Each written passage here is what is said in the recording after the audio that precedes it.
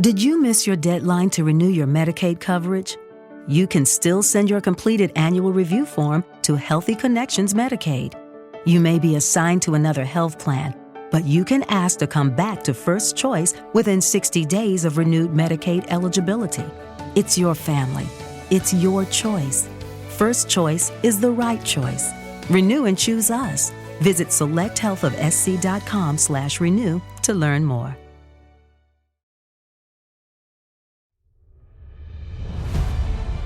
My name is Terry Linch. I'm with Ufology. I found myself searching for a passageway one day.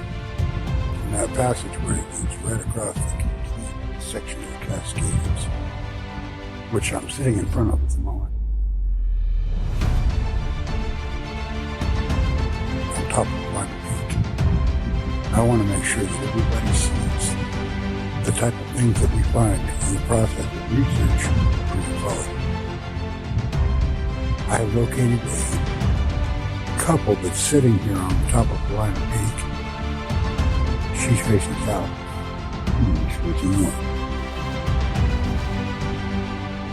The Middle, Cascadia Guides, a Ledesma production, in conjunction with Alien Strand Films.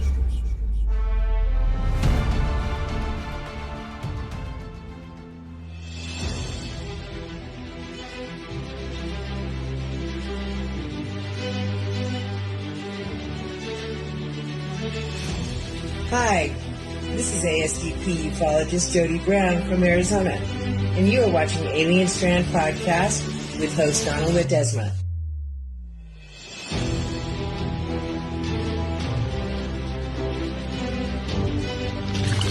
AlienStrand.com, the official website.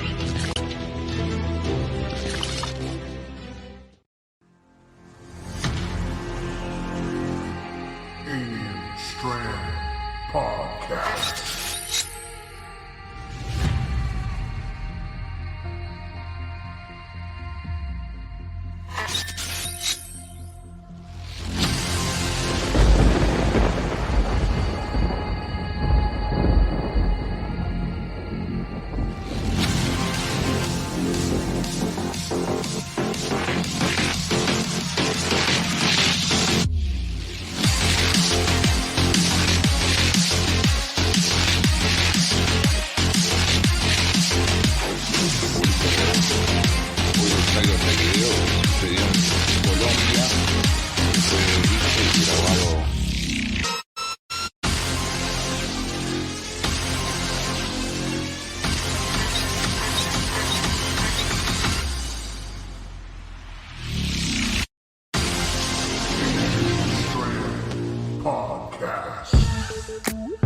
Hi, everybody. Welcome to this episode of Alien Strand Podcast. I'm your host, Donald Ledesma, and welcome to today's show. So today is going to be a pretty interesting show. It's going to be our UAP Weekly, number 5, all right? So before we get going, I just want to welcome everybody to Alien Strand Podcast, A.S.D.P, Global, and, you can catch us at 26, 27 platforms. You can even catch us on audio podcasts. Yes. So after this podcast today, just kind of remember we're going audio. So you'll be able to catch it on 26, 27 platforms on audio, iHeartRadio, Spotify, all those good things. You'll be able to catch it there. Okay. So if you missed today's podcast, you can always listen to it, or you can actually join our YouTube. Go to our YouTube page. If you're watching on YouTube today, well, welcome. Give us a like and thumbs up and subscribe. Please subscribe. If you're watching on X right now, appreciate you guys. Thank you for watching today. I don't see your guys' comments on it because it hasn't been able to get the platform through to able to see your comments just yet. All right. So today's going to be an interesting podcast. We're going to talk about a lot of good things that are happening out there on UAP world. And if you're new to ufology, well, welcome to ufology. And, we're here to do a we're just here to teach you, man. We're here to teach you how to see these crabs up in the sky. As far as myself, Terry Linch, or Ani Ball, or anybody out there that is as part of A.S.D.P. Okay, so don't forget, you can always catch our podcast. We're going to be coming up with some new one here. It's called Alien Strand Extras on Patreon. So go to Patreon. You can support us there, and it kind of helps keep everything going. So please go check that out. Subscribe to that. That'd be great. We also have some free content there as well. So you can just kind of go to our page there on Patreon, Alien Strand. Just look for Alien Strand, and you will find our Patreon. Right? Go check that out. So tonight's podcast is with Mr. Terry Linch. All right. We're going to talk about disclosure for sure. We're going to try to get as much information out to you guys as possible. We're going to actually watch some films, a couple of videos. We're going to watch a couple of photos of some just weird stuff that people are just catching out there in ufology and in the unknown world. All right, so be prepared for that. Also, we're going to be talking about history, right? A couple of historical areas around the United States, around the globe, and we're just going to bring up some old stuff, and just kind of get you thinking a little bit about the world of where we came from, our ancestral times in the life of human beings, right? And where did it come from? Where did it start? So, and we're going to throw our hypothesis out there and what we think of what what may have happened, right? So let's go ahead and we're going to talk about that, and don't forget, catch our movie The Middle. All right, it's on Amazon Prime still. You can check it out there for $2.99. Don't miss that one. If you've seen The Middle, please give us a thumbs up. Please share it. It's on Amazon Prime for $2.99. We keep that cheap there so that you guys don't have to worry about the commercials. It's very low price. Don't have to worry about that. Also, it actually went on TCL channel there on Roku. So if you have the TCL channel on Roku, go check out The Middle. It's free there, just like it is on Tubi TV.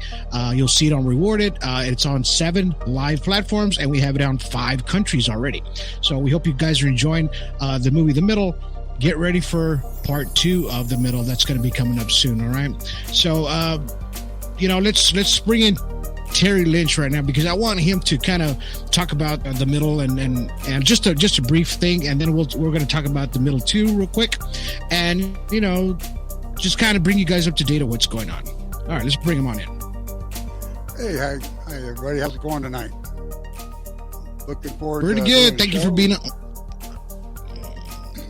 Right on. Look good, brother. You look good. I'm sitting here trying to get myself put in Facebook jail. If everybody wants to know where I'm going to be, I'll be getting a new tattoo that says I've been in Facebook jail. Anyway, I'm sharing this to everybody that is out there. I want everybody to know, if you see this show, share it to everyone you know, and share it to everybody you don't know. That's right. Because we're all about the information, right? About giving the information to people out there of ufology and what it is, the world of ufology. It's a new thing for some folks, and we just want them to learn, of what they're seeing up in the sky. Just, we're giving them a lot of answers to what they think they catch on film and things like that. So we have A.S.D.P, Alien Strand Disclosure Project, where a lot of people can share their things there as well. So right now, Terry, we're going to have, I know everybody saw the film The Middle, but we're going to have The Middle 2. It's in production right now. I'm about halfway on the first episode. So it's, this is such a tedious part of editing, because sometimes I have to wait for footage, and, if we don't get it right, then I'm not putting it out there. So that's just the hard part about production and editing. What do you think, Eddie? Terry. I think that you spend an awful lot of time in the editing room, and what's it take you, 3 hours to get 3 minutes out of this thing? It just seems like you spend a lot of time. Sometimes I'll try and get a hold of you in the middle of the night, and by God, you're up doing your editing. So that's kind of an interesting thing. We're trying to make sure that everybody gets disclosure, and sometimes it takes editing to give you a clearer picture, instead of, I'll give you a good example. I had one night where I had 5 craft go over the top of me, and you were only able to use one of those craft going over me because my mouth the words that were coming out weren't right. I was like everybody in the world when you start seeing the words come out totally different than you're expecting them to, and they're not exactly G-rated when you're seeing these things. Sometimes your mind is going, what is going on up here? Yeah. And if you're a ufologist and you're trying to do something to where the public can see what you're doing, then you have to think about what you're saying and the words that come out. And sometimes the words that you're saying don't make sense at all, because you're trying to see what's coming towards you, something that's coming above you, or something that's coming into a room with you, or it's anything that's happening that's para. Okay, you got paranormal, you got parascience, anything that's para, but your normal is, then you're going to have a reaction, and it's going to be a human reaction.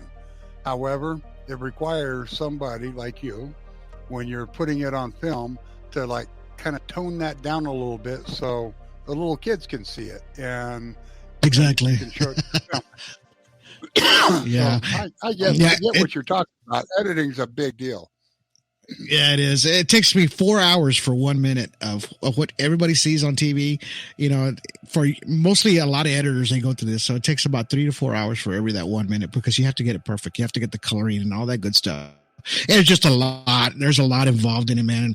I mean, once I'm done with this movie, I think I'll be able to teach a class. So, but other than that, I think so. I really do think so. So we're almost we're in the middle part of the middle two, right? So if you guys can watch the first middle before you can check out the second one, all right? And let's go ahead and just show the trailer for the middle two, all right? And let's get that going right now.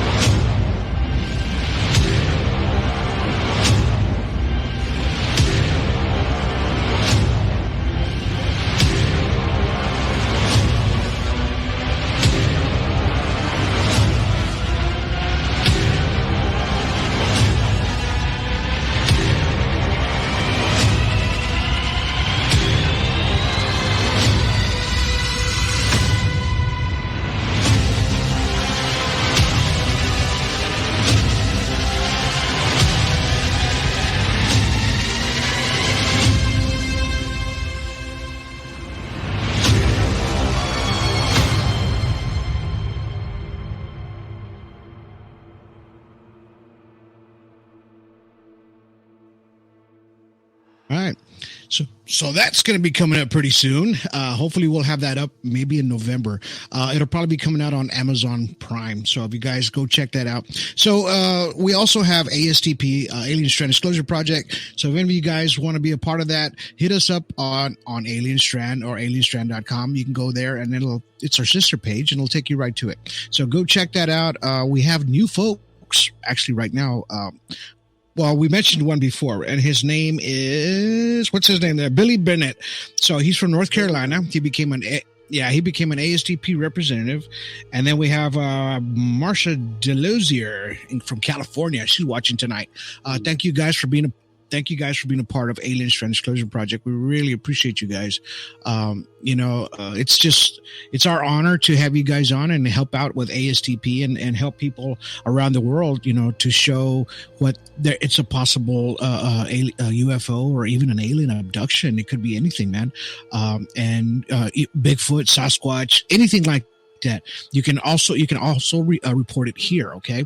So if you have a chance, go check that out. And, we appreciate everybody that's been a part of A.S.D.P. What's your say there, Terry? Well, I'm really, really glad that these people are joining up. I always like to say this, that disclosure starts with your story and respect of your story. So when these people come in, it takes a certain amount of bravery to come up and tell your story. And when you do tell your story, that means disclosure starting with your story. Every story that comes is a different disclosure taking place. We have the government that's finally doing this. We have other governments that are doing this. Other, all these different people from different countries are finally starting to come together. We're all finally starting to talk. Okay. Every time we talk, we get another little piece of the story. And that is going to take us to our future, which is coming, our near future, but it's also bringing us back towards our past. And we got to remember that there's a big past involved, far more than our future. Okay. We've had all these things that's taken place in the past that brings us to this moment that we're at now. And I can clearly tell you that the ancient people had a closer relationship with what we're starting to see. Okay, these things that we're seeing now, this was everyday life to some of these folks. Okay, to us, we're amazed when we see something that we hadn't seen before, an orb or a sphere or a ghost, Bigfoot, Nessie. We have friends that are in up in Scotland that this is what they see. They see Nessie. They see what could be a ancient dinosaur swimming along in one of the locks, or you have people that swear that they videoed and show you the video and their work of things that look like fairies. We're all about every bit of the paranormal, the supernatural. We have people to handle each facet of this, and we have people that will be part of what you have to say, because when we send you that direction, that person has experienced something very similar to what you're experiencing. And if it turns out it's something that's new that no one else has, guess who gets to be the lady person on this? Okay? The person telling the story. All right, so we respect your stories. We want to hear your stories. We want to know more about your truth, okay? And we're going to share your truth, and we're going to make sure that you get to connect with other people that know that exact type of truth.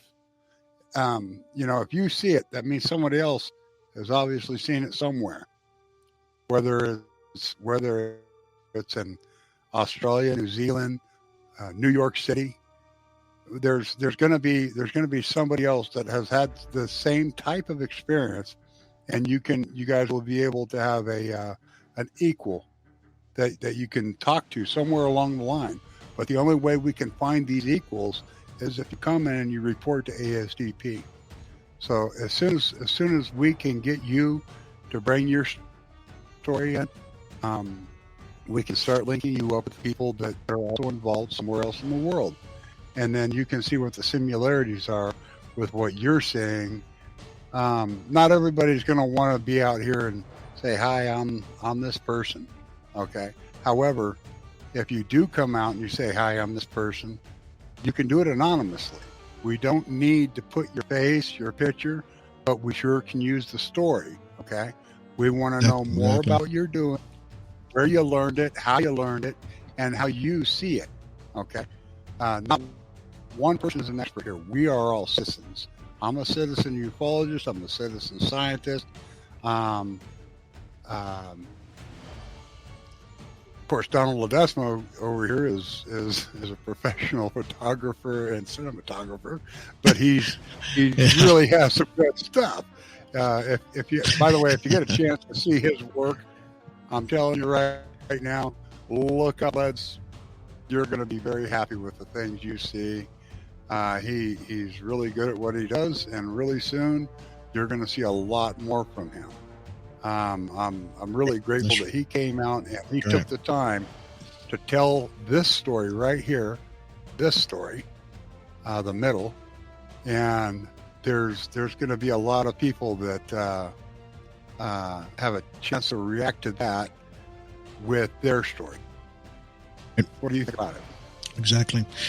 Well, I mean, and I'm glad that, like I said, when we talked about the middle of past a few podcasts already, we've had we're guests on a couple of podcasts as well, talking about the Cascadia guys, the things that you found up there. And, it was a great doc. It was my first documentary. It was actually my first feature, because usually when you start off as a filmmaker, you start off with just shorts. You make little short films or little short 10-minute clips or 10-minute videos. And I went full gusto. So I said, you know what, I'm going to make a feature film. And so when we got together and we got it done, and I'm glad it was done. I'm glad it was done the way it was done. I mean, could I have used $1 million worth of money and made a beautiful, Fox TV or History Channel looking thing? Yeah, I could have. It would have been great, but the reality is when you're an independent filmmaker, you just do what you have, right? And you make the best of it. So I was able to make something beautiful out of what I had and the cameras that I have, and put your story out there, so people can see what you were seeing after you encountered that extraterrestrial craft and the extraterrestrial itself. So when you see part 2, you're going to see the rest of Terry's story when he's going to talk about the actual sighting, the encounter with the extraterrestrial that he had, and it's just one of those things that it had to be done. It was one of those things, it has to be done, because, and I learned a lot too by being out there. I was able to learn from Terry as well. When he was showing me the how he was catching the craft and things like that, we were putting 2 and 2 together. We're putting our brains together. Okay, wait a minute. So if it happened here and it happened here, what if, that these things are kind of connected a little bit more deeper. There's something more to this on the Cascadia Guide. So if you guys can, go see the middle and watch it, because the Cascadia Guides that he found up there, the geoglyphs, he named them, and it's on Google Maps. That the forestry actually let him name them, and they put it up there for Google Maps to so you guys can actually go there, and you'll see there on Paulina Peak, right, Terry?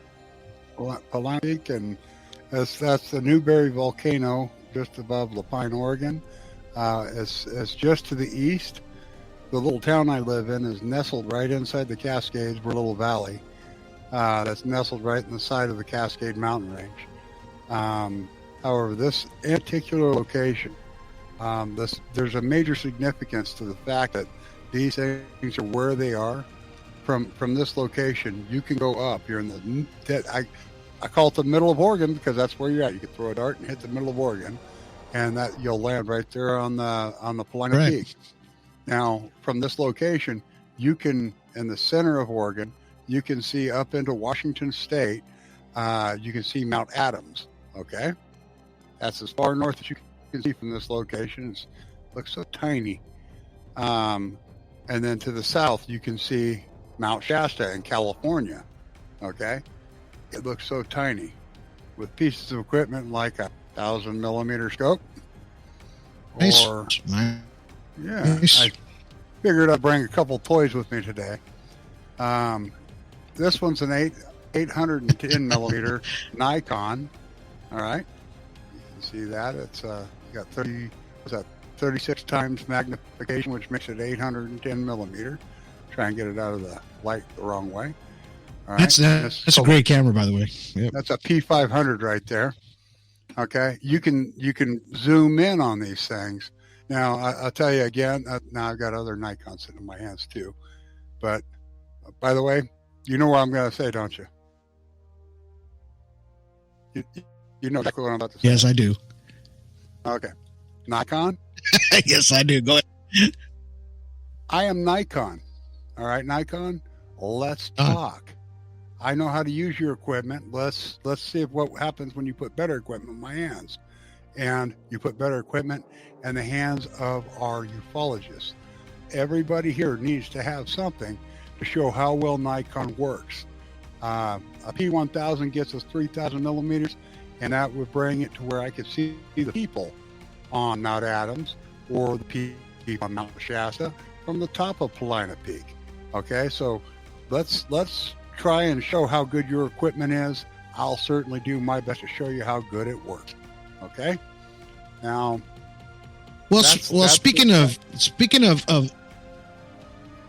speaking of your cameras, right, and how well you do and you catch with these 800 millimeter lenses, and well, you have a 1000 as well, right? Like a external lens that you have on one of those cameras. I have it's a secondary lens. It's a aftermarket lens that goes under the D3200. You can go out and you can buy attachments that turn into the things.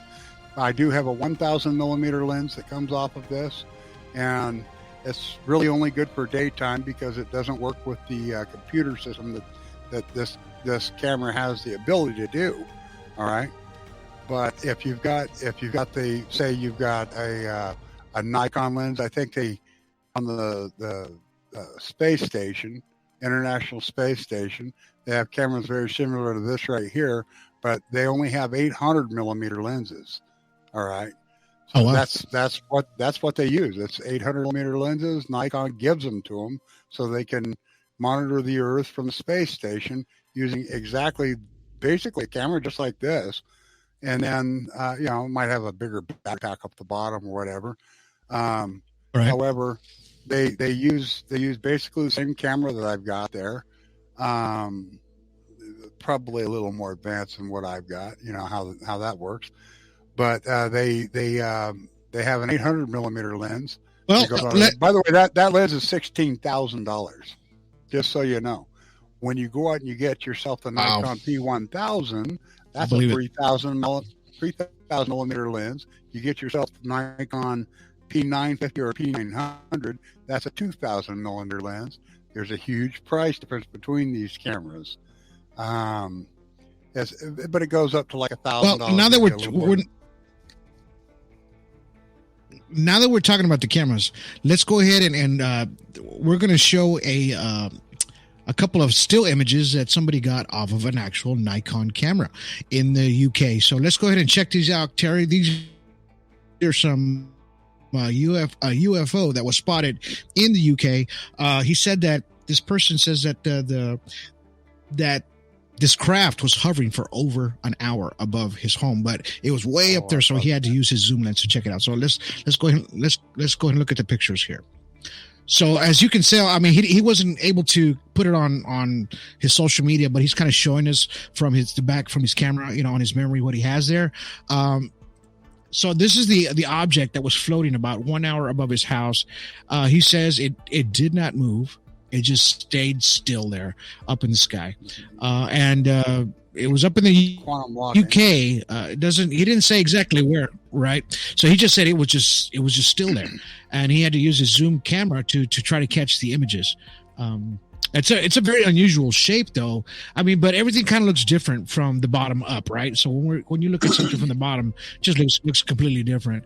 I mean, I don't know what it is or what it was, but I'm going to say it was probably a craft up there hovering for about a good hour. I don't know what it was doing, because if it was a balloon, it would have moved. It would have shifted places. Right. If there was a string, you would have saw it at the bottom. I don't see any of that. No. Did you miss your deadline to renew your Medicaid coverage? You can still send your completed annual review form to Healthy Connections Medicaid.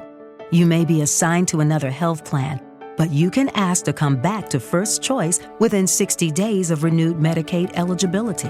It's your family. It's your choice. First Choice is the right choice. Renew and choose us. Visit selecthealthofsc.com/renew to learn more. Are you struggling to conceive? You have options, and at Piedmont Reproductive Endocrinology Group, we'll make sure you have the guidance and support you need. PREG is known for individualized fertility care that's unique to every patient. We take the time to provide a reassuring and empowering experience because we believe that you deserve nothing less. Let us help you on your journey to parenthood. Visit us at pregonline.com to learn more. Get the guidance and support you need at Piedmont Reproductive Endocrinology Group. Lucky Land Casino, asking people, what's the weirdest place you've gotten lucky? Lucky? In line at the deli, I guess? Aha, in my dentist's office. More than once, actually. Do I have to say? Yes, you do. In the car before my kids' PTA meeting. Really? Yes. Excuse me, what's the weirdest place you've gotten lucky? I never win and tell. Well, there you have it. You can get lucky anywhere, playing at LuckyLandSlots.com. Play for free right now. Are you feeling lucky? No purchase necessary. Void where prohibited by law. 18 plus. Terms and conditions apply. See website for details. No, it would require wind currents and things like that for it to move. Right. Do you know what the millimeter of lens was on this in particular Nikon? By chance, that'll give me an answer. I don't know. Yeah, it's just a Nikon. That's all we know. But Nikons, they got those all-in-ones like what you have, and you got you can zoom in pretty good on those pictures. It's called a bridge. This is a bridge camera. This is the type of camera that ufologists will use as the bridge camera. You can go to pawn shops and things like that, or you can go to none. I actually recommend going to Nikon, getting a new one so you know where it's been, what it's doing, and that it's got a warranty and things like that. I got this in a secondhand shop because this is what I started with. This is exactly what I started with. I think that if you end up getting a camera like that, it's really good because you can zoom in, and then you can record. You can actually do an HD video with this in particular camera, and you can follow or track things across the skyline. And in this setting, which is the most ideal to where you can focus in and it locks in on it, and then it focuses in. Right. This is actually fairly clear for what we're looking at. I was just yesterday. I mean, it looks good. Stuff in the sky, and I couldn't focus in because it was moving. You know. Well, and the thing is, look, I don't care what you have. If you have a cell phone or you have a professional camera, once you zoom in, that camera becomes very sensitive. So I know people get excited when they're shooting whatever, you're going to start to shake. You're going to shake and you're going to shake. So for him to get those images, I mean, some people do have a really steady hand too. I've seen some folks that have a real steady hand when they zoom in. As far as yeah, she does. I even told her that too. I said, "Man, you got a steady hand when you take pictures." I wish her hands are like tripods, man. They just don't move. I shake like an earthquake. I shake like an earthquake. That's all I can say. I get the same thing. Yeah. I get so, and that's just my thing. Just remember that when you zooming in. When people are zooming in, if you guys are learning today or ufology or whatever, just make sure that either you have a tripod. If you don't have a tripod, try to set your camera on top of the car, or if you're outside, please do it from outside a window. Don't do it from inside of the car or inside of a glass or inside your house, because we're going to get smudges. We're going to get things like that, and then it's not going to look very good. Yeah, this one actually looks pretty good. So I believe he was standing outside. So I'm going to go with a real craft here. I wish there was video, and if there is, I'm sure it'll pop up soon. Right. This right here, this one's one that we're going to have to bring into A.S.D.P. Have Annabelle and Chris and myself throw it under filtration and see what type of EMF we're getting. That'll be the field that's around it. I call it an EMFF, which is electromagnetic flux field. That's going one step a little more into the science, where everybody else just calls it electromagnetic field, but it's called a flux field, and what you're seeing around that craft, that's called a flux basket, flux field basket, and that's what's removing the mass from the craft. I also want to iterate that just because you see this, whatever this odd shape might be, think about how every year we have a new car. We have a new motorcycle. We have a new TV. Okay, so there's always a new model, and not everything's going to be a disc. Okay, you're going to have some things that I have a theory and thought about this, that some things are made of obsidian, some things are made of basalt, some things are just granite. But you end up with all these different variations of what we would call an unidentified flying object. The big spheres that you see all over Costa Rica and New Zealand and stuff, you see all these spheres. Those are all made of basalt, okay?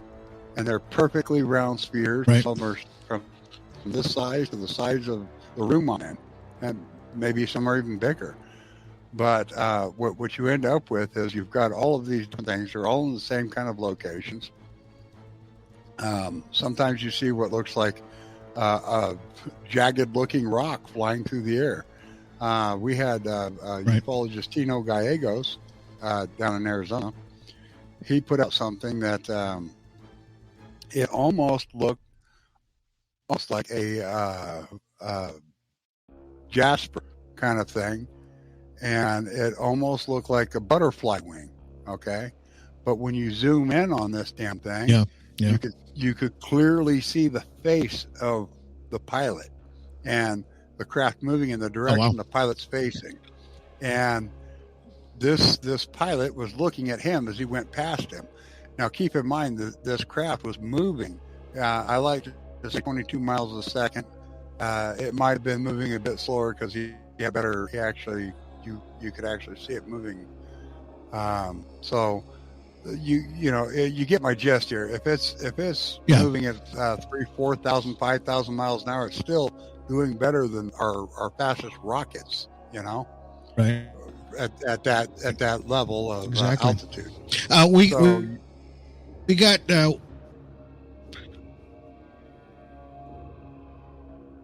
Right. We got Marcia right now. She says hello, my friends. Jody Lynn Brown's on right now watching, and we have Angela Ellison watching right now. Sue Harrison, she says hi guys, thank you. The Lion's Pride, he says he liked and shared our podcast. He's getting it out there. Jody says I love Nikon. Everybody's out there. Marisol's out there saying hi guys. She goes nice shot out there. Everybody's watching and chiming in on on what we're talking about today, especially that craft. Like Jody Lynn Brown says, it's hard for me to focus on filming it when I'm shocked about what I'm seeing, right? That's exactly what we were talking about a little bit ago. And exactly. And then Lion's Pride says here, he says, let's see, he says, they will keep getting closer. He goes, they will keep getting as close as without causing a CE6. It's just one of those things, we have to kind of keep our eyes in the sky, like we always talk about, but keep our distance as well. We don't want to get extremely too close from these crafts because we don't know exactly what kind of radioactive activities are happening on that shift, or it's kind of emulating, right? Because you don't know what's going to happen. I've told many stories on my past podcasts. Folks said they get radiation sickness, radiation burns, they get all kinds of things like that from getting extremely too close. And I'm talking about a craft that's maybe 50 feet from you or 25 feet from you in the woods somewhere or whatever. Be careful. Even the one, the story of the crash landing in Brazil. When the soldier actually picked up this alien being, he got it on his skin, and then 2 weeks later he died because the skin had some kind of oily substance on him. Got sick and he died, man. So we have to be really, really careful. When it comes to things like that. I know we get excited on ufology but we're still don't know exactly what is on those crafts. We don't know what we're seeing in the sky sometimes. We're putting this puzzle together as far as all of us here as citizen ufologists. Terry's talking about his quantum physics and everybody involved, and even Bob Lazar, bringing it all together. We're trying to figure out, okay, what these crafts are made of, right? And how they work. So all I'm saying is just kind of be careful when you're out there. If you come up close to one of these crafts, be careful. Keep your distance. If it's too close, if your camera shuts off, anything like that happens, your phone starts shutting off, that just means it's probably highly radioactive around this craft, possibly. So we have this video. There you go. Okay, let's show that right now, real quick, Terry. Okay, so what this is just a regular compass. Okay, when you're talking about the fields and things like that, what this does is this lets you know not only your direction, north, south, east, west, but when you have a craft directly above you, this right here will start spinning in ways that you don't expect it to. This isn't plugged into any batteries. It's not plugged into anything that can malfunction. However, when you put something like this over the top of a magnet, okay, it starts doing things. You get the same effect if you put it over the top of quartz crystal. You'll get the same effect, right? Because a quartz crystal has a north and a south pole to them. So this right here is a good. If you got, I can put this around my neck. It's one of my average tools. I put it around my neck when I'm in the field. And when I've got this out in the open, I know where I'm going, okay?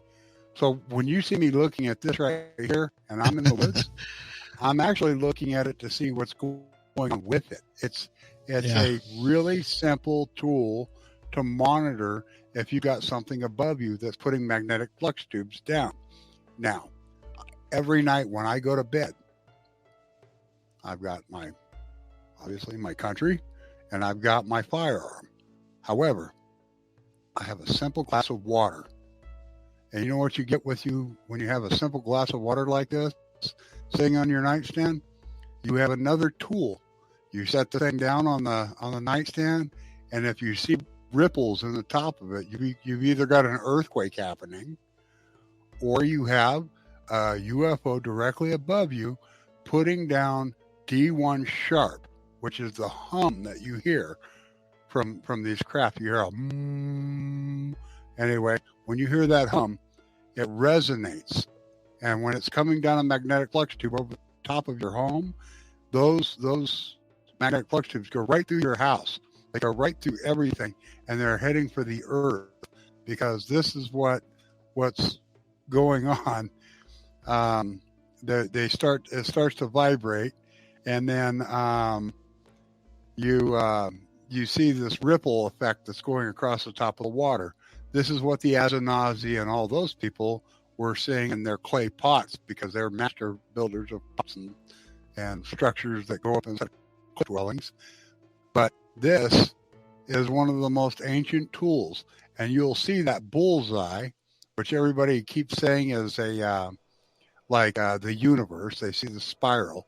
That's not what that is. That's what this is.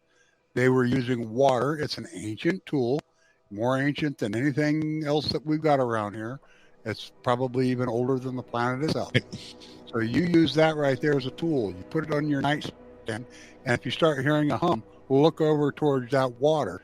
And if you see that water doing this bullseye, that's D1 sharp. Take a look at it, and the piano octaves of D1 sharp, and then you look at that and you see exactly what I'm talking about. I'll put that out on A.S.D.P, Alien Strand Disclosure Project's site, so you can see this. I'll show you a few things with this. I have a Let's we have a video now. Let's go ahead and check this out. So I believe that Anibal Caballero, he started sharing this, I believe, yesterday on a bunch of sites. So I saw it and I was like, wow, now that's different. So it's going to be a video of it looks like a deceased alien, okay, that's on the ground. Now I believe the wording on top is going to say Roosevelt, 1943. Or 47, but actually, I think what they were trying to say was Roswell. They probably printed it wrong. Right. So let's go ahead and check this out now. So apparently it's got some, I mean, even if it was a deceased body or whatever, when you look at the head, you look at the eyes. The eyes are huge on this being or whatever it is on the ground, whatever it was. It does look deceased, and it looks real as heck to me. I mean, what do you think, Terry? Yeah, I think that what they've got here is we're finally starting to get leak footage of these different things because of the government finally starting to open things up. I think that we're going to start seeing more and more. If you take a look and you see the things that we've seen from like E.T., the great big guys like that, I think that we've been being indoctrinated over time. We've had Close Encounters of the Third Kind. We had different films. Well, oddly enough, it's the same guy that keeps putting them out, Spielberg. Right. E.T. Yeah. I think we were being shown this to try and indoctrinate us, to try and get us a little more ready for what the next thing is. Okay. We've been fortunate enough to have people that have seen it and they report it, they give disclosure. The more disclosure we have, the better. But I believe that what we're seeing here is real, and I think that we're going to start seeing a lot more of it. Like the things that's happening in Brazil. Really, are we really going to settle on people that were doing an illegal mine on jetpacks? I don't think so, man. Especially when you're out in Peru, up a river that takes 3 hours to get to the location. And the military, the people that are more advanced, which would be the military, they had to take a boat up here. It took them 3 hours to get there on the boat. Okay, Wow. Jetpacks. Wow. I don't see illegal miners flying around on jetpacks trying to scare away the local village people. You know, they're still showing videos on that. You know, there was another one that there's some more leak footage in Peru. Yeah, it's actually, this thing has been happening to them for months now. So it's not like it just happened once. It's been happening over and over to them there in Peru. But, before we go any further, let's go ahead and take a really quick break on a commercial, and then we're going to come right back. Okay. Gotcha. So we were talking about the actual body that we just saw there on that deal. So I'm going to show you this photo. So I have two photos here one looks real. Oh, there's going to be one that's a real photo. The other photo is of a reptilian. It's going to be kind of referenced. So the photo on the right, if you're looking at it, it's a referencing to a reptilian that this gentleman named by David Rydell. He says he has seen this one on the right side. He says it looks exactly like it. It's not it, but he says it looks exactly what he saw on his property on 2021. So that's what you're seeing on the right side of the photo. On the left side, it's an actual, I don't know if you remember Alex Smith. I talk about him all the time. He's from the UK. He uses that nice Sony with the long zoom lens, and he catches these crafts on top of this mountain all the time in his area in the UK. So the photo he got is the one on the left. So he posted that on top of this photo, and he kind of said that almost looks like what I've seen, which looks close to it. I mean, what are your thoughts there, Terry? Yeah, that's when I'm looking at this, what I'm seeing is there's a lot of ties to the people down in Peru, a lot of people, the Mayan, the Hopi, they all had ties with a reptilian, as well as over in China, up in the mountains with the Buddhists. They were the ones that were trying to help hide the existence of these inner earth beings, which would be these reptilian, which also have the same technologies of other things. They're like a Dracos or Draconian. So I would have to say that what we're seeing here is something that's been just as reported as a gray alien, just as reported as there's blue.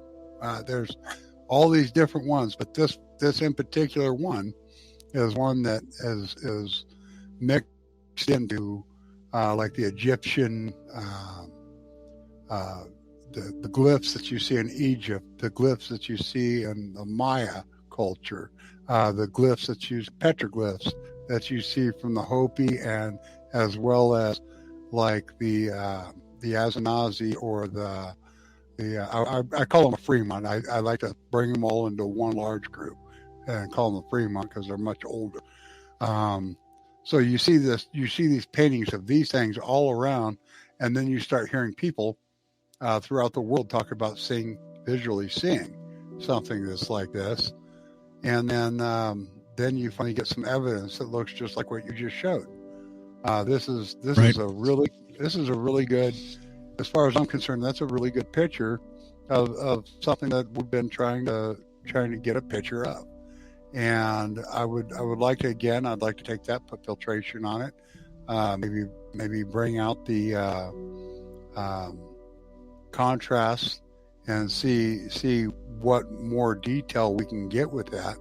But that's actually pretty damn good. You can kind of see it with his head cocked sideways a little. I would like to. Well, there was I don't know if you remember this. Probably about 2-3 years ago. I don't know if it was on WikiLeaks. I think it was on WikiLeaks. This gentleman, I believe, I'm not going to say. I think it came out. I'm not sure if it's in China or a different country, but it was an Asian country, I believe. And he actually got a photo, right, of a reptilian. And it was like an up close photo. It was pretty damn clear when it first came out. Now, he posted it up for about, I'm going to say maybe less than an hour. And then it was taken down right away. Yeah, it was taken down immediately. Removed it. Right. So now if you try to find that picture anywhere, you can't. Yeah, I've tried looking for it for years, and people try to, and then when somebody actually try to take a snapshot of it, I guess, or something, right before they took it down, and it looked real blurry. So it was kind of hard to tell, but the original photo, they say you could see it clear as day of an actual reptilian that was actually standing there in front of him, that he was able to catch on his camera. So, I mean, other than that, I haven't seen anything else that's going to be close to it, apparently, of what people describe as a reptilian, you know? I don't know. I'm in the middle of this. I'm kind of in the middle on reptilians. Wouldn't you like to have a moment with His Holiness, the Dalai Lama, and pick his brain just a little bit? I mean, he just a minute. He would have a few answers that nobody asked him those questions of, that either you or I, either one of us, would actually ask him questions that he literally wouldn't expect, because the way all this falls, Hindus, every single one of these different religions all come back to this. You actually see in a bunch of the, I'll give you a good example. Our friend, Mr. Ken Wells Jr., and I think it's in his picture of to find him out there. There's always a snake above his picture when he's showing the different glyphs. Well, these are snake worshippers. What that is these are people. This is long before Christ, long before any of the other religions that we consider a standard religion. They usually have a snake above them. Some of these places have snakes that go around what looks like a craft that somebody's flying. Right. That's kind of telling you it's a dead giveaway that we are a reptilian somewhere along the line. They say that we are part reptilian, that there's a section of us that's reptilian. That's that little cold part of us, whatever you want to say. But that we are tied to this reptilian, and we always have been tied to it. Even in the Bible itself, it was a snake. Okay, always a snake. We're always having a reptile involved with something. So you gotta take that, and it's more than a grain of salt, because there's more truth to it than just about anybody's willing to tell you. I wouldn't mind talking to Pope. I wouldn't mind talking to His Holiness Dalai Lama. I wouldn't mind talking to. I'm actually friends with a few gurus. These guys, they're love, peace, everything about love, peace, and harmony with the world. But the serpent is always prevalent. You see Egyptians with cobras. You see. There's some of these things look almost like a avian, because that's another one. The avian, the birds, the blue avian is tied directly into all of the same thing, and it's all from the same time. Did you miss your deadline to renew your Medicaid coverage? You can still send your completed annual review form to Healthy Connections Medicaid. You may be assigned to another health plan, but you can ask to come back to First Choice within 60 days of renewed Medicaid eligibility. It's your family. It's your choice. First Choice is the right choice. Renew and choose us. Visit selecthealthofsc.com/renew to learn more. Hello, it is Ryan, and we could all use an extra bright spot in our day, couldn't we? Just to make up for things like sitting in traffic, doing the dishes, counting your steps, you know, all the mundane stuff. That is why I'm such a big fan of Chumba Casino. Chumba Casino has all your favorite social casino-style games that you can play for free anytime, anywhere with daily bonuses. That should brighten your day a little. Actually, a lot. So sign up now at ChumbaCasino.com. That's ChumbaCasino.com. No purchase necessary. VGW Group. Void where prohibited by law. See terms and conditions. 18+. Hey guys, it is Ryan. I'm not sure if you know this about me, but I'm a bit of a fun fanatic when I can. I like to work, but I like fun too. It's a thing. And now the truth is out there. I can tell you about my favorite place to have fun. Chumba Casino. They have hundreds of social casino style games to choose from with new games released each week. You can play for free anytime, anywhere. And each day brings a new chance to collect daily bonuses. So join me in the fun. Sign up now at ChumbaCasino.com. No purchase necessary. VGW Group. Void where prohibited by law. See terms and conditions. 18+. Well, you gotta take speaking it. of, You gotta take it. You gotta put it together. Go ahead.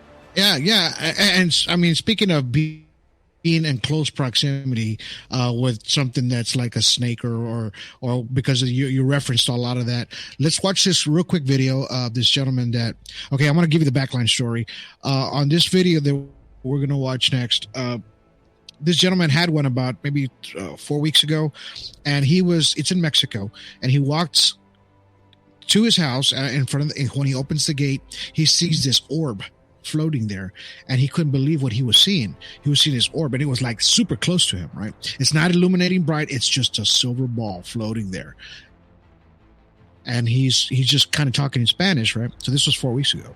So now there's another video that just came out, same guy.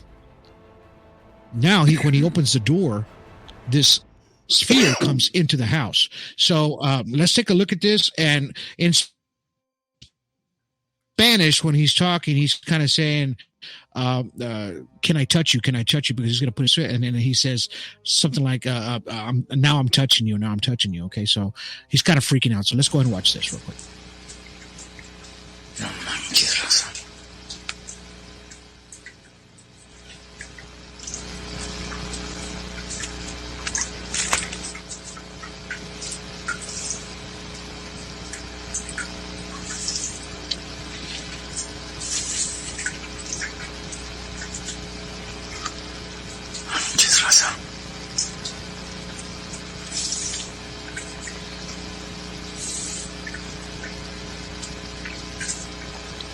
¿Te puedo tocar?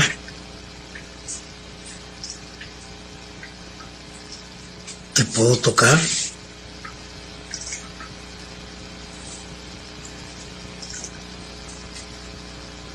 ¿Te puedo tocar?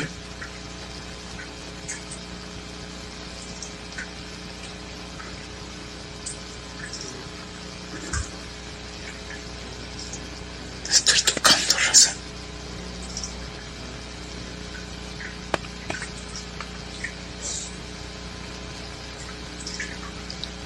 Manches, Raza.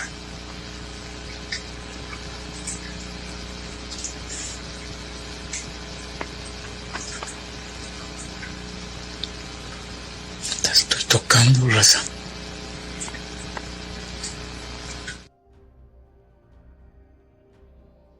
Wow.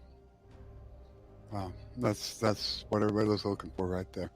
That right there would be a conversation he's holding with this in particular entity or craft. I would have to call that an entity of some sort. It was a living, to me, that looked like a living creature. And it comes from his front door, and it's going forward. It's moving forward towards him, and it's so still. If there was a string on it, it'd be going, kind of like, how like a pendulum or whatever, it'd be kind of moving, but it's perfectly still, and it's coming up to him. So, and you can hear the hum in the background. That would be D1 sharp right there. That's what I've been talking about as the D1 sharp. I call it my D1 sharp hypothesis. But the more we see footage, and the more we see different things like larger craft and things like that, you hear the hum. And that hum, if you anybody who's an expert that can bring this up, I have a person that does this. He calls himself Mr. E Scholar. Mr. E Scholar. Okay. So it's like Mystery Scholar. But you can go out and you can find the cryometics. And he's using tones, and he's showing you what tones do on the top of water. Now this right here, I would like to have him get his hands on that tone that we were hearing and see what we get from the top of water. Or maybe I might even be able to do this myself with a speaker system in the home and put a speaker directly over the top of that cup of water or bowl of water and see if I get that exact that ripple that puts out what looks like a bullseye. Each tone has a different shape that it makes. Okay, so this way you don't think that one tone makes this, one tone. They don't all do the same thing. Every tone makes a different shape on top of water, just so you know. And the D1 sharp being the one that they put on the walls of everything is going to tell you that that's the sound that we were just hearing. And I would also like to add that we have a gentleman from Mexico City. His name is Tiberino Sanchez. I think I'm gonna have to share this with him and see if he catches anything more than what we caught, other than can I touch you? Can I touch you? And I can't believe I'm touching you. Right. I mean, he says a lot of phrases that they say. No manches. I still don't know what that means. It's just like a slang word, I guess. It's like. Mm-hmm. I can't believe it or whatever. I don't know if it's a bad word. It might be a bad word. Hell, I don't even know. I mean, I've heard him say that before. Don't get me wrong. I still don't know what it means. I need to ask. But it's that right there was just if you don't have headphones on, if you're watching this on your phone, it's going to be hard for you to hear. But if you have headphones on or you have a laptop or something with some speakers, when you watch this, you'll be able to hear the humming noise that you're hearing in the background. Now, and it's kind of hard to put across to exactly what it is or why this thing is visiting him, because this is like the second time already it comes to his home. Now they're in Mexico. Yeah, they're in Mexico. They've been catching a lot of spheres in the sky. A lot of them. I mean, they're just catching them by the flocks. It looks like to me. Every time I'm looking up of these sphere videos, they're all in Mexico or Peru, right? They're all in that general area most of the time. As far as the mass sightings, I'm talking mass sightings. I know we get them here in the United States as well, but it's just how do we? When we're watching this, right, and I know it's kind of hard to see because once I get the video and I have to break it down and put it in this program, it kind of deteriorates. Everything that you share on Facebook, any video, whatever, by the time you share it to somebody else, it's already falling apart little by little. Okay, it's not like the original footage, so it's kind of hard to make out exactly what you're seeing because it's been already shared over and over and over, and it just falls apart. It pixelates. You start losing, it just compresses and it compresses, you know what I mean? And that's the bad part about shared footage. If we would just have one site where we can just kind of get the original footage and everybody can pull it off of there, that'd be great. You know what I mean? So that way we can have the original footage and we can actually break it down to, okay, we can see if there's a string or we can see if there's somebody holding it or anything like that. I'm not saying it's real. I'm not saying it's not real. To me, just by looking at it, it's strange, right? I mean, what does this? What interacts with human beings like this, especially if it's an extraterrestrial craft, right? It's got to be. It's not. I don't think it's one of ours. It's just and if you see the lights that are flashing on it, they're erratic. They're not like 1, 2, 1, 2, 3, 1, 2. It's erratic flashing. So and there are different sequences. Right. So that's how it's not like something from a FAA or a drone, anything like that, because they have to have a sequence in order to put their product out there.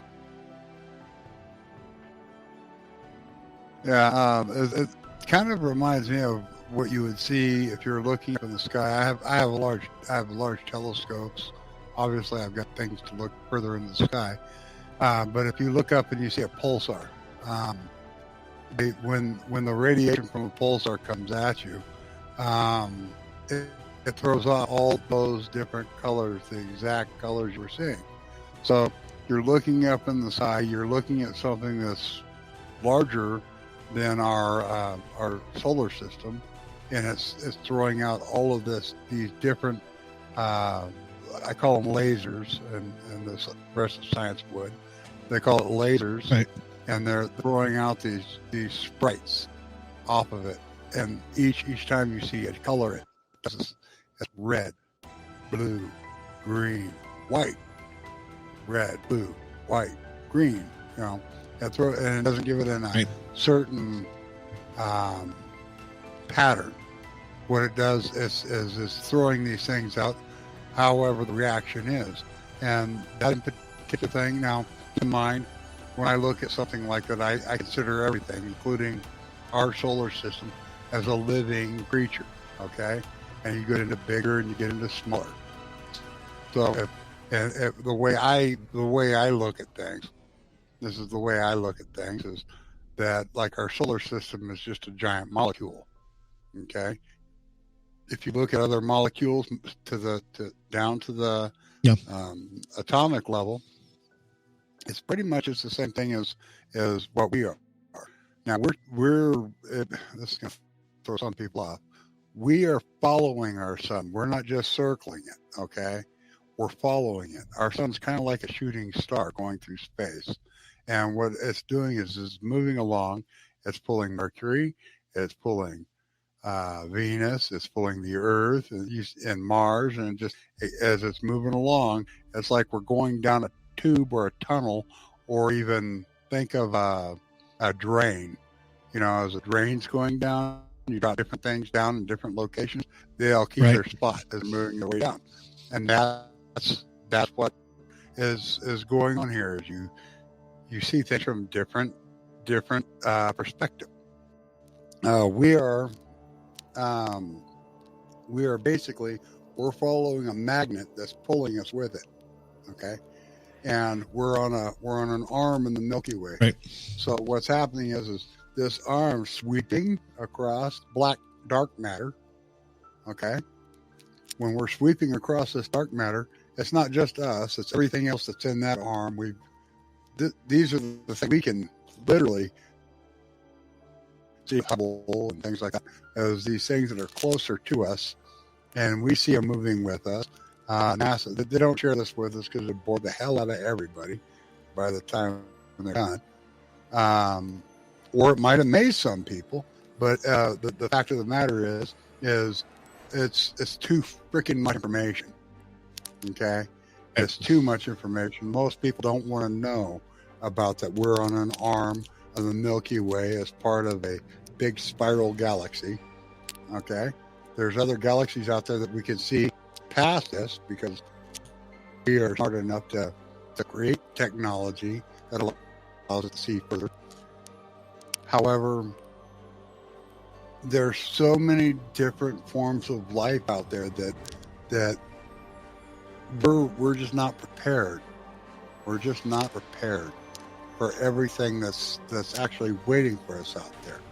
We got to grow up. We got to stop picking fights with each other before they'll want to be our friend. We got to stop. We got to get over the fact that I'm white, you're Mexican, someone else is black, someone else is Chinese. We're still not there, man. And until we get to that point where we can look at each other and call each other brothers, or brothers and sisters and family and friends, they're not gonna want anything to do with us. I've said this, I've said it before, I'm going to say it again. What we need is somebody that's going to be a diplomat for us. Somebody who's prepared to look at a freaking bowl of spaghetti and negotiate with it. You know what I'm saying? I'm not saying that that's what we're going to be talking to, but it could be. Or I think the military, U.S. military, was saying it's going to be something like that, because look at how fast these things turn. Okay, We see these. We see gray aliens, and we see all kinds of things that we want to see in the how would they say in the form of man. You know, that's the way we want to see a God. We want it to be in the form of man. So we create that image in our own mind. And if we don't see something like that, then we deny it. Let's talk about the beginning of man, because we're coming up to the top already, towards the end. But let's go ahead and bring this up real quick, okay, before we close out. So, you know, I've been kind of looking back at this on Göbekli Tepe, right? And I don't know if you've seen on the History Channel, you know, Graham Hancock, you know, he's got a show on it. He talks about this. He talks about this place. He talks about a bunch of different places, and you know, he's got a different hypothesis on a lot of things, right? And so they have this place in Turkey, and they have, I guess, carbon dated it between 9,500 to 8,000 BCE. So this is way, way before our time. This is the oldest find that we have found, right? By far. And this place was literally buried, physically buried. And everybody's still trying to figure out exactly what this place is. Somebody called it a temple. When somebody called it a temple the other day, you know, this guy's like, well, how do they know they're a temple? Do we know it's a temple? No, we don't know it's a temple. You know, this guy, whoever the author was, it could be, it's a gathering place for sure. We know that because on the left part of the picture, if you're looking at it, I'm going to try to bring it up a little bit more. It's an actual top view of a drone footage on the left of how big to scale this thing is, and it was covered up like a mountain. They thought it was a mountain, and it actually wasn't. It was this thing that was buried beneath it, right? And it actually, you know, if you look at the picture on the right, it's kind of hard to see, but they got calculations on the hole, on the circle, to where it's facing, I believe, south or something like that. So they're trying to figure out if it had some kind of astronomical properties in this place, you know, right? So and we're going to call it, you know, this was way before anything, right? You know, and this is what people are trying to wrap their heads around, because we talk about the texts, you know, of things that have been written. Now here they haven't found anything like that yet. All they found is carvings of animals. I believe some of them, I'm not sure, that may look like a dinosaur. I know there's some that look like birds, some look like eagles, right? And then there's some that look like there's a tarantula in there, and there's a scorpion. So they're trying to figure out exactly, you know, what this place is or what it was. I mean, what are your thoughts on this place, Terry? Well, if you look at just the small picture there, you see what looks kind of like a dog or a wolf or something to that effect. But if you get into further stuff, you'll see elephants. You'll see what I'm thinking when you see something like this would be like a way of showing a marker of the different types of animals. Think of Noah's Ark, for instance. If you see all these different animals in representation, which is what you see along every one of these different monoliths that are within the structure, and but they're still uncovering it. They're finding separate structures around this location. So this is kind of like a museum to me, and it's telling you that the things at that time that were on the earth at that time. Okay. These things would have all been on the ark with, you know, as we go into religion here, we call it Noah as something that's a biblical thing. I believe that he, you know, I've got my own thought on this, that Noah, his family came from some other place other than Earth, and they brought these things to this planet. And when I see something like this would be a marker telling us when these creatures came to this place, this location. You have, there you go, right there. This is Mount.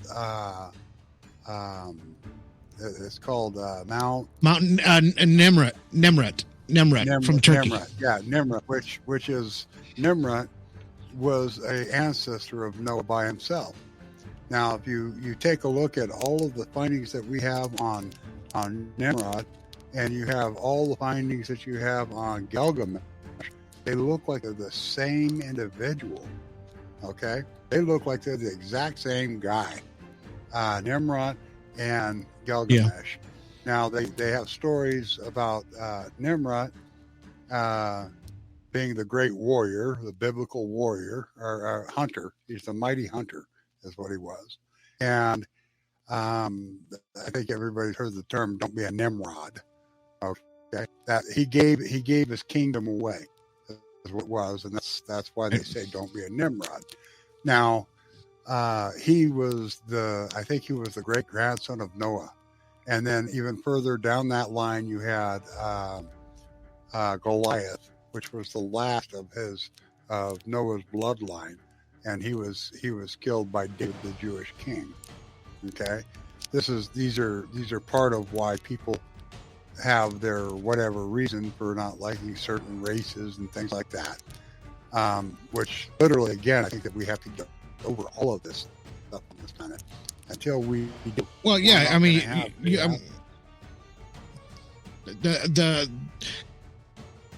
and a lot of it came from the Anunnaki, right? What you're talking about, and that they're and then we came up with the Sumerians, right? The Sumerian text, right? Right, that was the other one as well, and we're trying to figure out. Okay, Gilgamesh. If you look at the Sumerians, and it was a religion, but it was a big. There were people as well. They had their own religion, and they all pretty much. If you look at the photos, and if you look at the pictures and the depictions, they have lions, they have animals, they have birds, they have lions with with wings and things like that, which showed great power, right? Great of leadership and things like that. They put those in their images as well, and they carved them out as well to show that who these people were in Sumer. But don't you see the similarities from this to when we go back, and look at it? It's this one because of this photo right here, these photos. Because of this place, Göbekli Tepe, there was 8,000 years, man, to 9,500 years. This was way before Sumer, right? And there's a lot of similarities. So, could these people have been evolved in somewhat with these people here? I'm talking about Sumerians. Say they were. Yeah, I would have to say they were. The things when you're showing what you're showing, and by the way, the heads are all cut off of the statues. The reason they do that is the different armies of the time, the different kings of the time. What they would do is they would roll these. I think I said this on the last cast. Is they would roll these giant statues up, and they used to take the nose off of them. In this case, this right here is this is Christianity in its very purest form right here, what we're looking at right now. And what happened was that they took the heads off of them to disgrace the gods, there were smiters. They had most of these different religions and cultures. They'd roll their statue up and they would smite the other god after they won the battle. Okay? And a lot of the times it was a giant statue was what represented their god. And if you look at almost all the Egyptian stuff, you'll see noses off, missing most of it, which means they lost a lot of battles. But they retained their power because they still held their thrones, their kingdoms, and there was just no way in hell that this little army, or it may have been a big army, was actually going to make it back into their larger center of where they had things. Now, you got to keep in mind Turkey here. There was a point where Turkey was in a war with the Romans, and what they did was they and I'm sure you can find this, and it doesn't take much to look it up. There's a whole city that's underneath the cities of some of the Turkish cities, and they actually made tunnels that went all the way to England. But what would happen is they had their entire population of people that didn't conform with the Roman. So they lived underneath the very city that they're from, and the Romans ruled the land above, and the rest of the Turkish people were underneath these people, and they were still living their lives, and they still had all their goats, they still had all their whole livelihood was underneath these grounds. They lived in different sections that they had dug out these tunnels and caves, and they turned this into their home. And then when these Romans happened to find that location, what happened is they would go through this little tunnel, which was a mistake on their part, and they'd seal off both sides of the tunnel, and they'd starve them out. And they couldn't get out, they couldn't, nothing. They could drink water, no food, nothing. They would just all perish in this little sealed off section. You know how they got the big wheel that rolls in front of the door? That's what they would do. And Turkey is one of the first of all of our populations and people. So they actually made a tunnel way. And the reason I brought this, wow, and I've seen that too. But the reason I brought this up because it was just like, okay, so what are the chances? You know what I mean? Of this historical event, you know, as far as this ancient site, right, being found up in Turkey, right, this place here, and then of course, then later on, you know, this other place, you know, ends up popping up as well. Same place, you know, same areas, and everything is connected, right? The stories are connected, right? Right there, you could actually see that they took the heads off. So actually, on the very back, those are the bodies of the statue that were up on. And this is 7,000 feet above sea level, as on this mountain where these statues were placed up there in Turkey. Now, my thing was, the reason I brought this up is because I want people to understand that, you know, because of the dates, the carbon dating that we're looking at here, you know, and this is what went through my mind. You know, you're looking at 9,500 years old, BCE, 8,000, and then. Did you miss your deadline to renew your Medicaid coverage? You can still send your completed annual review form to Healthy Connections Medicaid.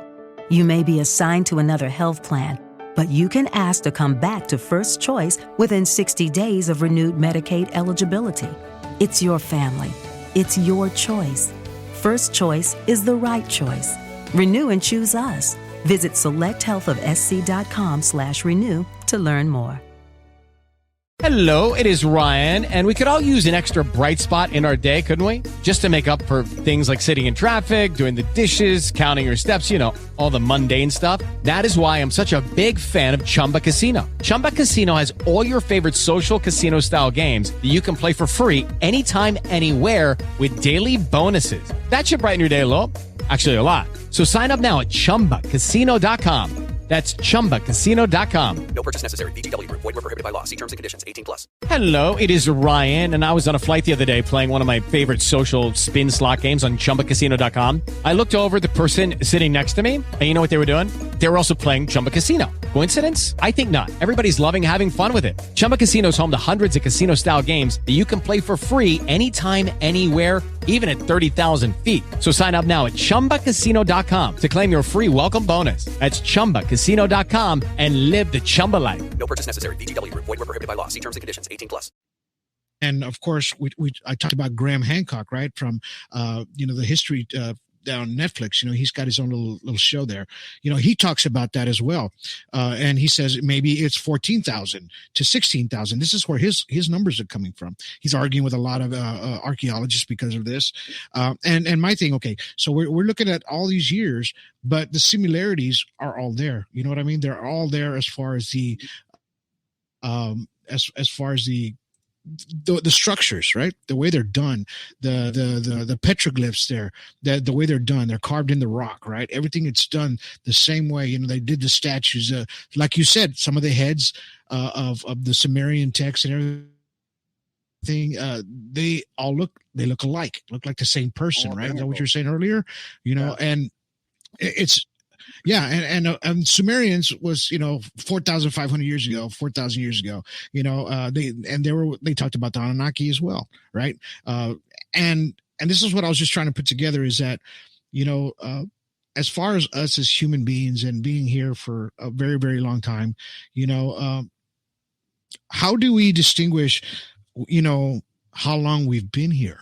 You know what I mean? As far as like a thinking human being, or I'm not talking about like Neanderthalic or way past that. I'm just thinking like when we're thinking already and we're actually putting ourselves as kings and putting ourselves as a man, a woman, just being a human being to each other. Of course, they were very bad with each other back in those days. Life was nothing to people back in the days. You know what I mean? It was nothing. And a lot of people got treated very horribly back in those days, and that's what got me thinking a lot. And I'm not saying, I'm just saying how all these stories connect together.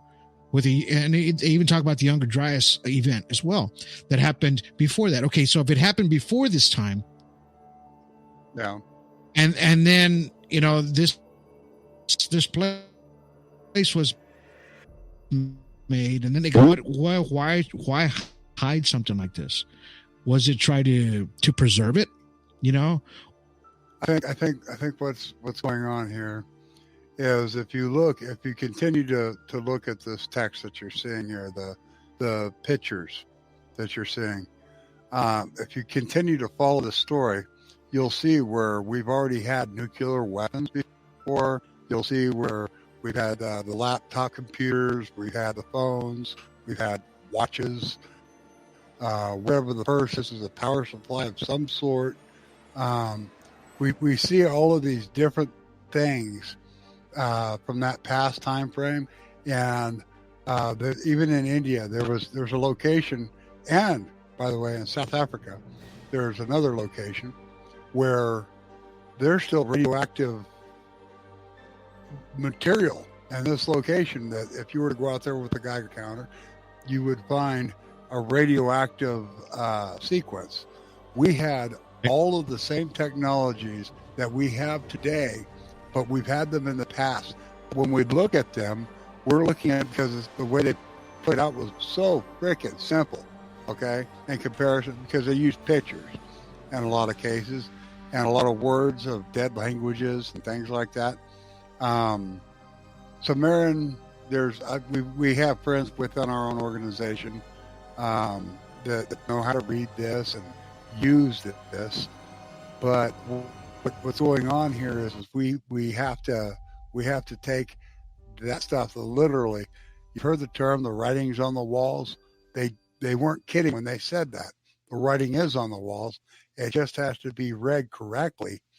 And you'll see where we've had the end of civilization over and over and over, even before this time.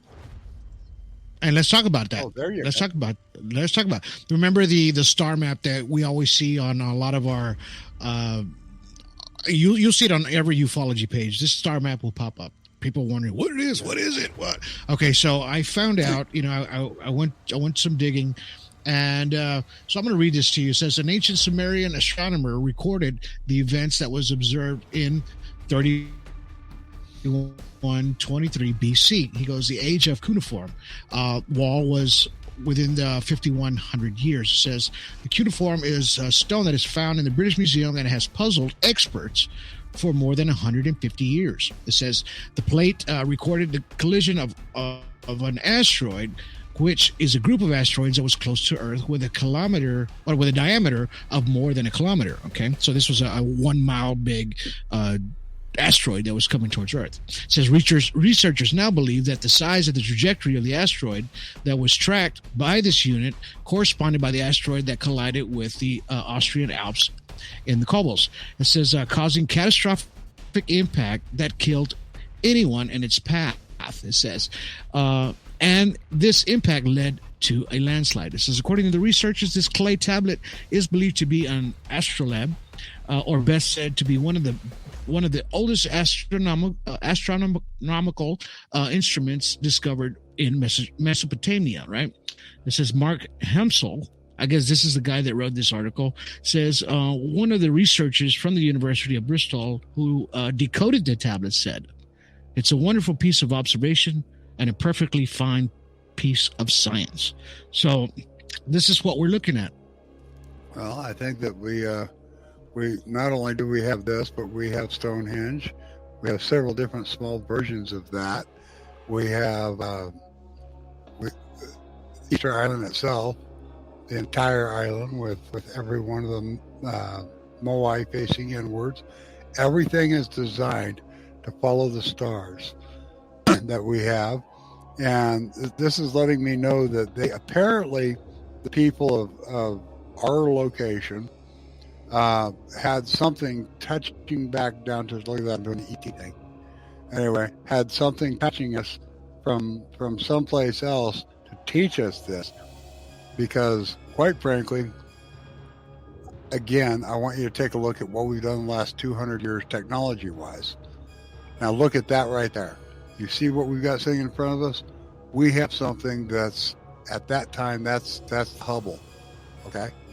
That's the Hubble telescope sitting right there, only from Sumera. It's, we have answers. If we take and we put more credit towards the people of ancient, we're going to end up with more answers than we know what to do with. There's a lot of denying things, and there's a lot of covering up of things. When all it takes is just simply going out and getting a little tiny bit of education and learning how to read things like this. That right there, if this was a murder scene, say that the FBI or a local detective went to go see, he would go out and he'd do everything he could to learn to read what he's saying. Okay?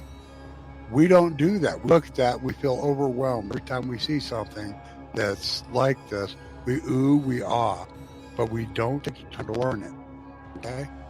So when I see something like this, I think to myself, well, what do we get from the Sumerian alphabet? We can learn something from that. What do we get if we go out and we find maybe we have somebody who happens to have a little bit of be a little bit of a scholar and understands what they're looking at when they see this. Well, these are the type of people you want to surround yourself with if you want answers to things like this. That right there tells you exactly where each location in the star system is. When you see movies like Stargate and you see these, I want to reiterate this. I believe that this is trying to indoctrinate us back to something to this point. That way we don't feel such a big blow when we figure out what we're finding out. This right here. And I mean, look at it. I mean, look than telephone upon a crop. Yeah. Right. And look at the information. Look at the information. It's all there, and what they figured out back thousands of years ago, man. They figured this out, right? And put it on a piece of clay. Exactly. And got the trajectories, everything on there, right? And it has the dates and everything from people from thousands of years ago, right? And we barely, for the past 200 years, have evolved barely. You know what I mean? As far as the engine, the telephone, the everything like that. Just in general life or whatever of how we're living today. Think and these Dr. people already had. They had it figured out already. He was Dr. Haley's comet. So everybody knows who Dr. Haley is. He said that, I know that this thing's coming. He's seen it. He didn't have much information on when it went by, but by the time he was done, he knew it was going to be another 70 years, long after he was alive, before it would come back around. All right. So you got all these different things that let you know that different things are coming from different sections of our solar system. We're really lucky when we end up with people like Tesla, Albert Einstein's, and these guys. They took the time to try and tell us things. A lot of people look and go, "Oh, these are nonsense." And then, for instance, we're using telephones because of Dr. Tesla. We have radio frequencies and things like that because of him. We understand X-rays. We have MRIs. These are big, powerful tools to us right now. Okay, he's the guy that came up with this stuff. All right, he came up with it, and you people want to excuse it right off the bat because everybody's freaking smarter than the genius that told us about how we could use calculus. Isaac Newton. He's the guy that figured out calculus. He was in his 20s when he did this. He wrote calculus. All right. Do you understand calculus? Right. Okay. This is what my no. Well, I knew you were going to say. Yeah. I know. Anyway, that's the point. Is these guys they came up with these things. They're the founding guys. It wasn't a freaking apple. Anything he could have flicked a stick up in the air and came up with gravity, but it took years for it to become. Is it a wave or is it particles? What is gravity? What have we got? Is it magnetism? Magnetism and gravity, they're cousins. They're literally cousins to one another. However, he wrote the math that shows you this, and then Dr. Einstein took this ancient math, which you could call it ancient because there's actually quite a bit of time between these guys, and he turned it into relativity. He turned it into special relativity, or actually, instead of calling it quantum, Dr. Einstein called it strange physics. That's what he called it. He didn't call it quantum yet. We didn't have quantum theory yet. So you end up with all of these different things that's happened in our past, and we're here now. Right. Well, I mean, it looks like, I don't know if we're having solar flares today or something, but I'm getting terrible glitches on my end. I don't know if it's your end or my end, but I'm getting that right now. So let's go ahead and just go ahead and let's end the show. But I just wanted to get everybody involved and kind of see what we're seeing and get your take on the things that we saw today. We saw a couple of crafts that somebody caught in the UK. We saw some aliens. We saw a few videos. We didn't get to post one video, but it's okay. We'll grab it on the next one. So next weekend we'll have the UAP number 6 is going to be coming up. So if anybody wants to get involved, you can be an A.S.D.P ufologist. Give us a holler.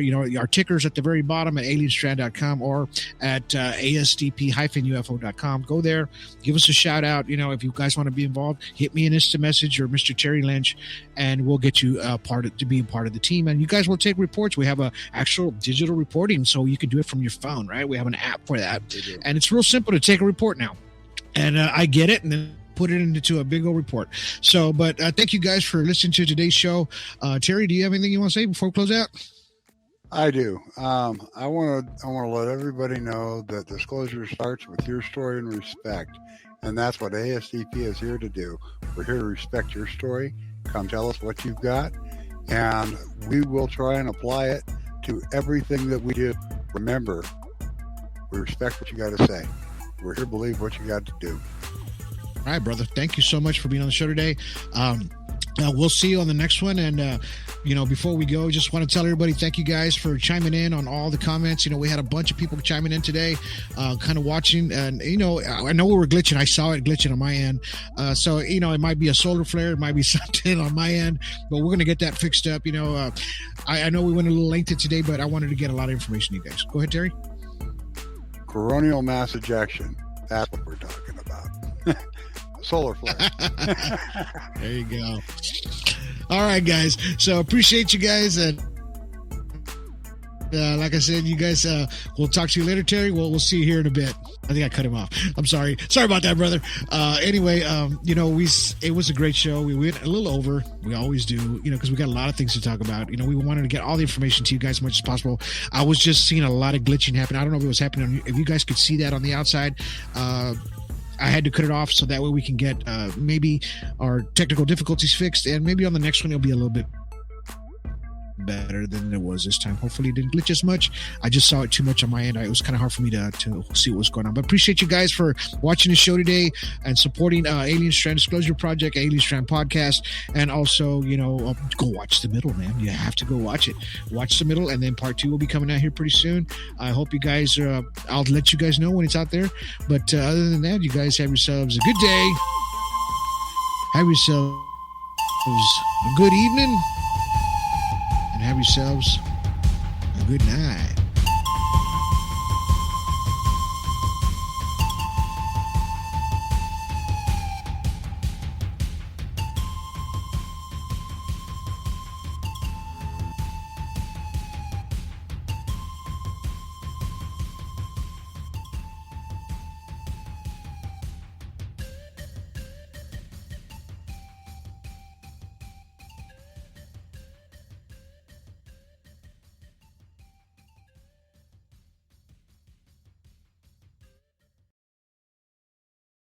David's Bridal, where brides and bridesmaids get fabulously dressed. We let our friends pick out what we wear, show off our dance moves, obsess over every little detail, hold your hand through it all, smile bravely when it's time to let go. Make your dreams come true. The things we do for love. Only at David's Bridal.